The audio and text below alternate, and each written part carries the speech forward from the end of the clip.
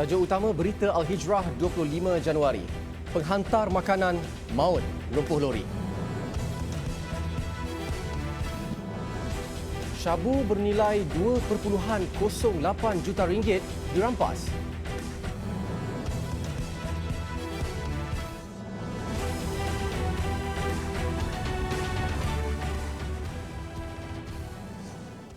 Bismillahirrahmanirrahim. Assalamualaikum warahmatullahi wabarakatuh. Berita Al-Hijrah malam ini bersama saya, Al-Muhsin Muhammad Noor.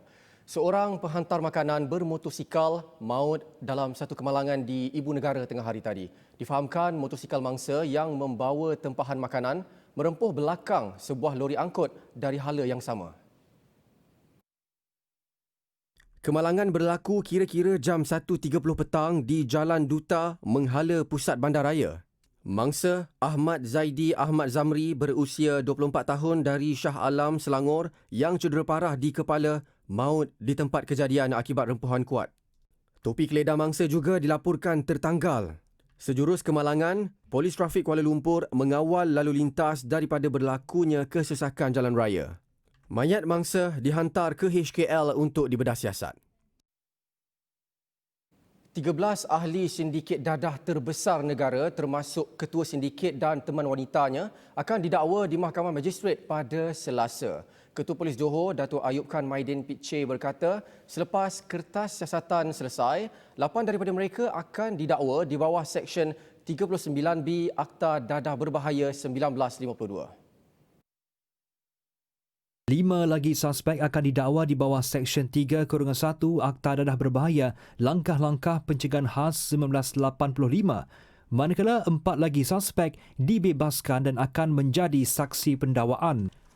Kita bukan sahaja menjalankan operasi tangkapan, rampasan tuan-tuan, tapi kita akan pastikan semua suspek tuan-tuan dituduh. InsyaAllah kita biarkan perbicaraan berjalan tuan-tuan, dan insyaAllah saya yakin mereka ni mungkin kita haraplah akan dapat disabit kesalahan. Beliau berkata demikian pada sidang media di Ibu Pejabat Polis Kontingen Johor di Johor Bahru hari ini. Jelas Datuk Ayub Khan, pihak polis sedang mengesan suspek yang masih bebas dalam sindiket dadah ini. Awal tahun ini, Polis Johor berjaya merampas pelbagai jenis dadah bernilai 200 juta ringgit yang menjadi rampasan terbesar dalam sejarah PDRM. Pembongkaran 5 stor penyimpanan dadah dan 2 makmal haram proses dadah itu berjaya menahan 17 suspek termasuk 7 wanita tempatan berusia 17 hingga 62 tahun. 23 serbuan yang dijalankan pada 8 hingga 17 Januari lalu dilakukan hasil risikan selama setahun. Sementara itu, di Melaka, polis berjaya menumpaskan sindiket pengedaran dadah antarabangsa dalam tempoh kurang 24 jam dan merampas 54 kilogram dadah jenis syabu bernilai kira-kira 2.08 juta ringgit Khamis lalu. Ketua Polis Melaka, Datuk Abdul Majid Muhammad Ali berkata dalam 4 serbuan itu, 6 lelaki termasuk 2 warga Indonesia berusia antara 32 hingga 49 tahun antara yang ditahan.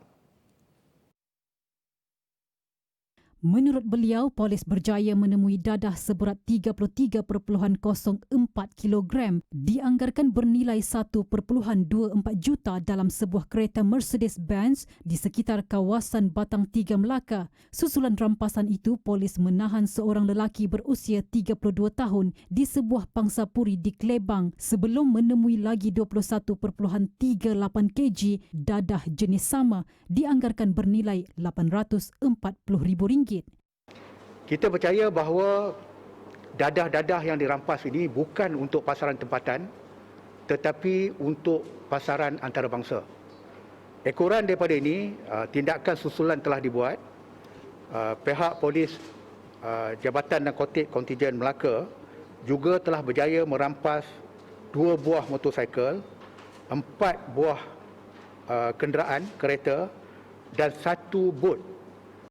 Susulan tangkapan itu, sepasukan pegawai dan anggota dari IPK Melaka dan Jabatan Siasatan Jenayah Narkotik Bukit Aman telah melakukan 3 lagi serbuan berasingan dan memberkas 5 lelaki termasuk 2 warga Indonesia dalam tempoh kurang 24 jam.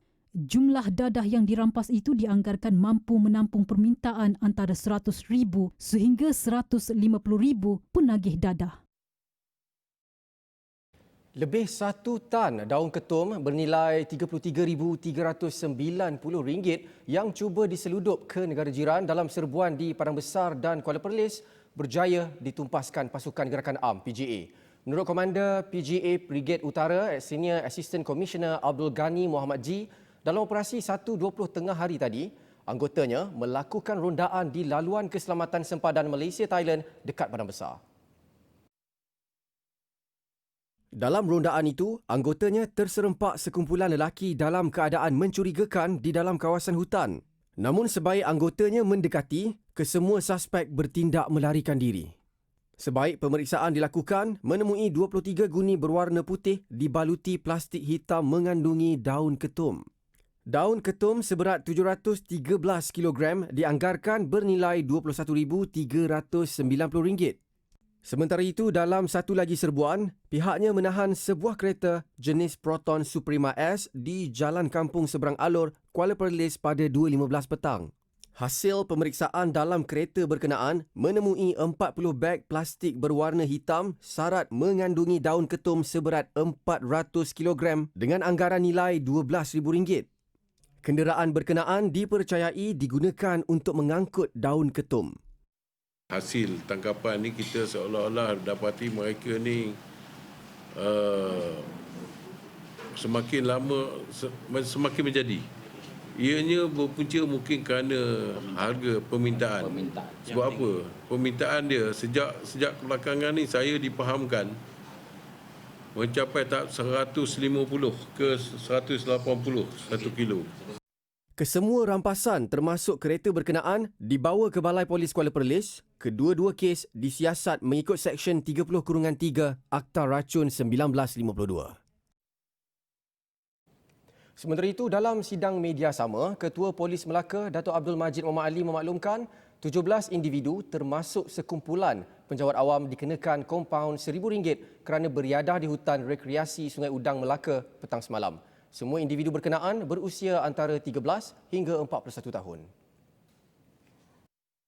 Menurut beliau, dalam rondaan pasukan pemantau pematuhan prosedur operasi standard SOP COVID-19 jam 6 petang semalam, kira-kira 36 individu didapati sedang melakukan aktiviti jogging di kawasan berkenaan.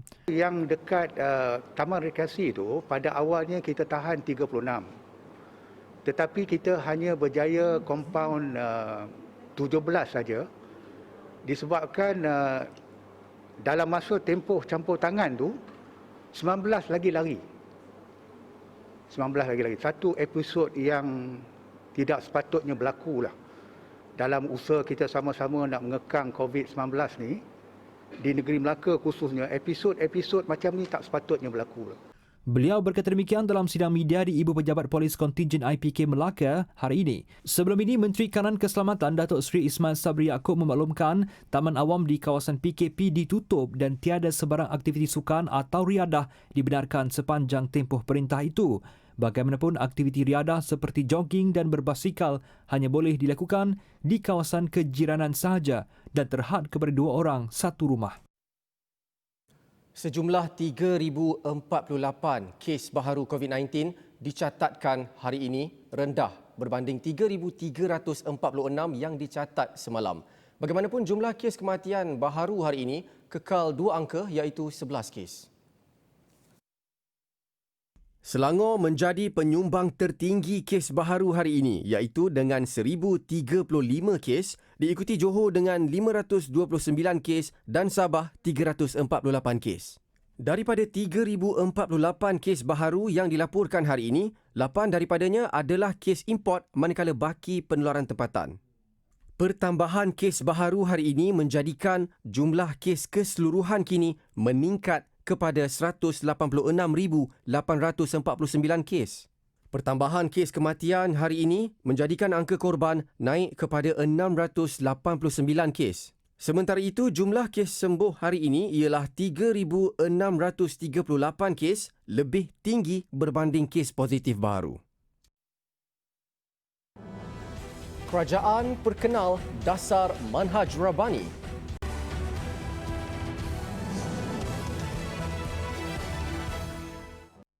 Alhamdulillah bertemu lagi. Dasar Manhaj Rabbani diperkenalkan sebagai dasar pentadbiran Islam dengan 3 ciri utama iaitu thaqafah, keilmuan, rohaniyah, kerohanian dan dakwah, aktivisme. Menteri Jabatan Perdana Menteri Datuk Dr. Zulkifli Mohamed Al-Bakri berkata ia merupakan konsep yang dekat dengan masyarakat, mudah difahami dan mampu diterjemahkan di semua peringkat. Di peringkat agensi-agensi agama di bawah tanggungjawab saya mahu manhaj Rabbani terus dilaksanakan dan disesuaikan dengan visi, misi dan objektif agensi masing-masing. Menurut Syekh Dr. Yusuf Al-Qaradawi, Rabbaniyah merupakan ciri paling utama bagi Islam. Ia merujuk kepada sifat pengabdian diri kepada Tuhan, manakala ciri-cirinya banyak dinyatakan dalam Al-Quran.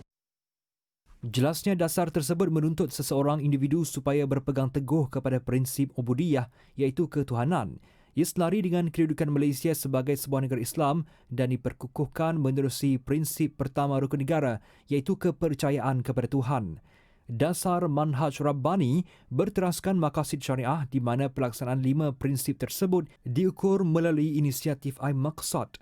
Inisiatif iMaqsad melibatkan 6 bidang utama iaitu perundangan dan kehakiman syariah, pendidikan dan pembangunan insan, sosioekonomi ummah, dakwah dan media, institusi masjid dan kepimpinan dan urus tadbir. Beliau berkata demikian ketika menyampaikan amanat pada Perhimpunan Agensi di bawah Jabatan Perdana Menteri Hal Ehwal Agama yang disampaikan secara maya hari ini. Yayasan Dakwah Islam Malaysia YADIM akan memberi keutamaan kepada 6 aspek utama untuk merealisasikan dakwah di negara ini sebagai program nasional. Yang di-Pertua YADIM Nasruddin Hassan berkata membina hubungan yang erat dalam kalangan kaki tangan YADIM merupakan antara aspek utama yang perlu ditekankan. Pertama sekali kita bermula dengan membina hubungan erat antara kita warga YADIM terlebih dahulu. Kalau tadi yang Bapak Menteri berucap pada majlis pelancaran iMaqsad tadi, menjelaskan supaya seluruh agensi yang berada di bawahnya mempunyai satu hubungan yang erat di antara satu sama lain supaya kita menjadi pasukan yang kuat, maka demikianlah kita di peringkat YADIM ini sebelum kita bergerak ke lapangan, turun ke medan di kalangan kita.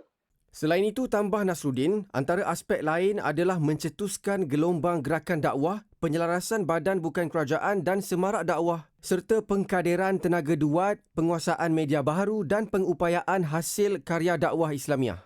Beliau berkata demikian pada majlis sambutan ulang tahun ke-47 YADIM yang disiarkan secara maya menerusi Facebook siang tadi. Kira-kira 1,500 buah telaga air diperlukan bagi membantu masyarakat Islam dan asnaf fakir miskin di Kampung Cham, Kemboja mendapatkan sumber bekalan air bersih. Pengurus Besar Al-Rashid Dakwah Center ADC, Muhammad Khairul Nizam Abdul Ghani berkata projek Telaga Kemboja yang sedang diusahakan ini dijangka akan memberi manfaat kepada sebahagian daripada 200,000 umat Islam yang mengalami kesukaran bagi mendapatkan bekalan air bersih di Kampung Cham. Kalau telaga atau perigi ni tak ada, maka mereka terpaksa berjalan lebih 1 kilometer membawa tong air untuk diisi hari-hari untuk mendapatkan sumber air. Makanya daripada situ kami ambil inisiatif untuk sama-sama menyumbang telaga yang mana satu telaga boleh digunakan sebanyak 5 ataupun ke-6 buah keluarga yang duduk dalam lebih kurang 200 meter sekeliling daripada telaga tersebut. Menurutnya lagi, ADC mensasarkan projek pembinaan telaga yang bernilai RM1,500 setiap satu telaga ini dapat dilaksanakan sebelum Ramadan tahun ini bagi membolehkan masyarakat Islam di kawasan terbabit dapat menunaikan ibadah puasa dengan lebih mudah. Justru beliau menyeru orang ramai untuk bersama menyumbang dalam projek Telaga Kemboja yang boleh dibuat secara ansuran. Untuk memudahkan penaja dan juga para penyumbang, satu telaga kita bahagikan kepada 5 penama, iaitu satu penama hanya RM100 setiap bulan bermula Januari, Februari dan juga Mac, iaitu RM300 bagi setiap satu penama. Ini bagi memudahkan setiap penaja yang nak juga turut menyumbang tetapi mungkin atas dasar ketidakmampuan dan sebagainya tetapi ingin turut serta, maka kami memudahkan untuk pecahan sedemikian. Tambahnya, pelaksanaan pembinaan telaga ini nanti akan diuruskan sepenuhnya oleh wakil ADC yang kini telah lebih 15 tahun bertapak di bumi Kemboja. Orang ramai yang berminat untuk menyertai projek telaga Kemboja ini boleh menghubungi talian 010-2345-402 atau layari laman web www.alrashiddakwahcenter.com. Program jangka pendek Aircraft Manufacturing Technician AMT umpama peluang kedua khusus buat golongan belia asnaf dan B40. Pengurus bahagian pemasaran Admal, Adam Syahmi Abdul Malik berkata, Admal Aviation College tidak sekadar menawarkan pendidikan dalam kemahiran dalam bidang pembuatan industri penerbangan tetapi juga menjamin pelatih-pelatihnya mempunyai pekerjaan selepas tamat 6 bulan tempoh program berkenaan. Ini khas untuk mereka yang kiranya kalau dalam bahasa Inggeris kita panggil non-academic, maknanya dia tak boleh nak sambung belajar ataupun mungkin kredit tak cukup ataupun dia tak mampu. Maksudnya ini golongan B40 lah. Jadi kita tubuhkan program ni ialah untuk menerapkan satu skill ataupun berdasarkan TVET. Pelajar-pelajar ini pula dia masuk sini, dia belajar, dia tidak perlu membayar apa-apa. Kerana program peluang kedua ni adalah khas untuk B40 dan asnaf dan ditaja 100% oleh badan-badan kerajaan dan juga badan-badan NGO lah. Selain itu, pelatih AMT juga akan menikmati kemudahan tempat tinggal dan makanan percuma 3 kali sehari selain menerima allowance bulanan. Menurut penasihat latihan industri Ahmad Nordin, pelatihnya akan diajar secara teori dan dilatih secara kemahiran dalam tempoh 6 bulan. Mereka kemudian akan dihantar ke syarikat-syarikat terpilih dalam industri berkenaan untuk menjalani latihan industri selama setahun. Kita ambil yang 6 bulan. 2 bulan itu berada di Almal, kemudian 4 bulan lagi mereka akan terus ditempatkan di industri yang memerlukan. Jadi semasa dalam 4 bulan mereka di industri itu, mereka akan dilatih to be. Dilatih to be untuk meningkatkan kemahiran mereka, untuk meningkatkan confidence level mereka. Tambahnya, sejak 2014, program AMT diperkenalkan sehingga ke hari ini, Admal telah melahirkan lebih 700 pelatih dan 80% daripadanya masih bekerja dalam industri berkenaan. Program AMT yang merupakan bidang pembuatan yang tertumpu kepada aero angkasa itu menggunakan silibus khusus daripada Amerika Syarikat. Tambah pihaknya, program jangka pendek AMT adalah terbuka kepada golongan belia asnaf dan B40 mengikut kriteria yang telah ditetapkan oleh penaja. Setakat ini katanya, Admal College telah menerima tajaan daripada Kementerian Pembangunan Luar Bandar KPLB, MARA, Giat MARA, HRDF, Majlis Agama Islam Wilayah Persekutuan Mawib, Majlis Agama Islam Perak dan Lembaga Zakat Selangor LZS. Memiliki kediaman yang selesa adalah impian setiap insan. Namun tidak semuanya bertuah kerana masih ada insan berteduh di rumah daif kerana dihimpit kemiskinan. Terpanggil untuk membantu TV Al-Hijrah tampil dengan program baharu, My House menjejaki asnaf terpilih bagi membaiki rumah mereka yang usang dan rosak. Menurut penerbit program Azmi Mahmud, program realiti 13 episod ini menampilkan Syamsul Debat selaku pengacara turun padang menyantuni asnaf. Jalan cerita program My House ni ialah kita membaik pulih rumah-rumah asnaf atau rumah-rumah orang daif, rumah-rumah yang memerlukan bantuan dari segi bumbung dia ke, toilet dia nak besarkan ke, bilik dia nak tambah untuk anak-anak dia. Jadi dalam program dia macam inilah kami membaik pulih rumah-rumah yang memerlukan bantuan. Dan kami terpaksa menunggu sampai dia habis supaya kami dapat tunjukkan kepada penonton rumah tu sebelum dan selepas. Kata Azmi, banyak cabaran yang dilalui produksi My House terutamanya dalam situasi banjir dan COVID-19. Namun, ia tidak mematahkan semangat untuk meneruskan penggambaran. Sementara itu, pengacara My House, Syamsul Debat berkata, dia tidak dapat menahan sebab kerana tersentuh dengan keperitan hidup asnaf yang ditemui produksi. Beliau berharap agar program realiti ini dapat diteruskan bagi memberi peluang kepada asnaf lain memiliki kediaman yang lebih baik dan selamat diduduki. Kita buat saringan sebenarnya. Macam-macam tapisan kita buat, akhirnya kita pilih ini dulu. Jadi, memang kalau kita buat 1000 episod sekalipun, orang akan cakap banyak lagi orang susah. Jadi, pengajaran yang nak saya sampaikan kepada semua, ingat, kalaulah TV Hijrah, My House, Yayasan Budi Ihsan Malaysia dan semua NGO-NGO dan pihak-pihak yang telah membantu ni, telah bantu 13 rumah ni, jadi yang kat luar sana, yang tengah menyaksikan rancangan ni, fikirkan pula apa yang boleh kita bantu mereka. Program My House mendapat tajaan Yayasan Budi Ihsan Malaysia bersama TDC Holding Sendirian Berhad dengan kerjasama Jabatan Wakaf, Zakat dan Haji, Jauhar. My House juga turut mendapat kerjasama Yayasan Pembangunan Ekonomi Islam Malaysia, YAPIM, Yayasan Dakwah Islamiah Malaysia, YADIM, Colever dan AIM. Program My House akan ke udara pada setiap Isnin bermula jam 9 malam ini di TV Al-Hijrah. Hilang punca pendapatan, hidup serba kekurangan dan dihimpit kemiskinan malah diuji dengan pelbagai cabaran di luar kemampuan. Bayangkan ia terjadi kepada diri kita sendiri atau keluarga yang tersayang. Sama-samalah kita menyumbang ke tabung bencana dan kecemasan Malaysian Relief Agency sekarang kerana dalam rezeki kita ada rezeki mereka. Sedekah pencetus barakah. Saya ni OKU. Suami saya dah pesara. Umur dia 75. Sebab saya driver. Dia macam ada kerja dengan cik. Bapak makan kalau saya masak, bapak makan. Makan nasi dengan telur je.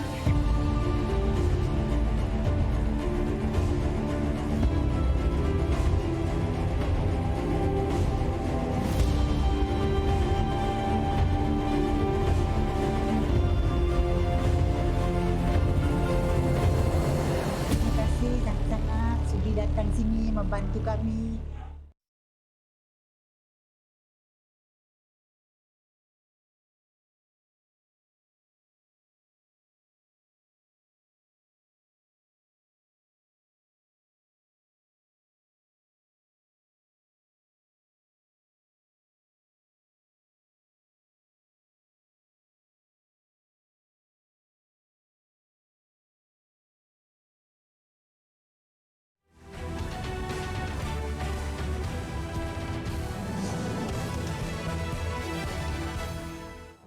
Alhamdulillah bertemu lagi. Protes anti-COVID-19 lockdown di Eindhoven, Belanda bertukar ganas hingga menyebabkan beberapa kenderaan dibakar dan kedai dipecahkan penunjuk perasaan. Demonstrasi itu diadakan bagi membantah keputusan kerajaan yang mengenakan perintah berkurung dari jam 9 malam hingga 4.30 pagi. Kira-kira 250 orang dilaporkan hadir pada protes anti-COVID-19 lockdown tersebut. Penunjuk perasaan yang marah atas arahan berkurung turut membaling objek kepada pihak polis hingga menyebabkan pasukan berkuda terpaksa berpatah balik ketika cuba mengawal keadaan. Polis terpaksa melepaskan gas pemedih mata untuk menyuraikan orang ramai dan sekurang-kurangnya 30 orang dilapor ditahan. Tunjuk perasaan itu hadir sehari selepas kerajaan Belanda memperkenalkan perintah berkurung pada waktu malam buat pertama kali sejak Perang Dunia Kedua. Parlimen Belanda minggu lalu mengundi untuk meluluskan perintah berkurung itu kerana bimbang terhadap varian COVID-19 dari Britain yang akan melonjakkan kenaikan kes baru. Jumlah jangkitan baru COVID-19 di Belanda menurun sejak sebulan lalu dan turun lagi semalam kepada 4,924 kes baru. Selepas lebih 2 bulan mencatatkan sifar jangkitan COVID-19, New Zealand hari ini merekodkan 1 kes baru wabak tersebut dalam komuniti. Jangkitan melibatkan seorang wanita berusia 56 tahun yang pulang ke New Zealand pada 30 Disember tahun lalu. Menurut Menteri Kesihatan New Zealand, Chris Hipkins, wanita berkenaan disahkan positif COVID-19 yang dikenal pasti sebagai varian Afrika Selatan. Wanita itu dilaporkan positif selepas dia selesai menjalani tempoh kuarantin selama 2 minggu. Hipkins memaklumkan wanita itu sebelum ini dikesan negatif dalam 2 ujian COVID-19 yang dilakukan ke atasnya. Sementara itu, kontak rapat wanita itu telah disaring dan disahkan negatif setakat ini. Menurut pihak berkuasa New Zealand, wanita terbabit berkemungkinan dijangkiti individu pulang dari luar negara yang menjalani kuarantin di lokasi yang sama dengannya. Setakat ini, tiada kes positif COVID-19 dikesan dalam komuniti di New Zealand selain wanita berkenaan. New Zealand merupakan salah sebuah negara yang berjaya mengawal penularan COVID-19 dengan jangkitan terakhir direkodkan pada November 2020. Dan berikut rangkuman berita antarabangsa yang lain. Sekurang-kurangnya 2 maut manakala 8 cedera dalam letupan di sebuah bangunan di Kota Madrid, Sepanyol. Kebocoran gas dipercayai punca letupan tersebut berlaku. Agensi Keselamatan Makanan Eropah meluluskan penggunaan mealworm atau cacing makanan dalam penyediaan juadah untuk manusia. Serangga itu boleh diproses menjadi tepung bagi pembuatan biskut, pasta dan roti. Penggunaan cacing itu dilapor dapat mengurangkan pelepasan gas rumah hijau dalam industri makanan. Satu pasangan di United Kingdom terpaksa melangsungkan perkahwinan di hospital selepas kedua-duanya dijangkiti COVID-19. Elizabeth Kerr, 31 tahun dan Simon O'Brien, 36 tahun sebelum itu terpaksa dikejarkan ke hospital selepas paras oksigen mereka turun pada tahap rendah. Pasangan terbabit sepatutnya melangsungkan perkahwinan pada Jun lalu namun ditunda akibat COVID-19. Sekian Berita Al-Hijrah. Jangan lupa temu janji anda bersama Syamsul Debat dalam program terbaru My House tepat jam 9 malam ini. Pastikan anda tidak ketinggalan. Terima kasih kerana menonton. Assalamualaikum warahmatullahi wabarakatuh dan selamat malam.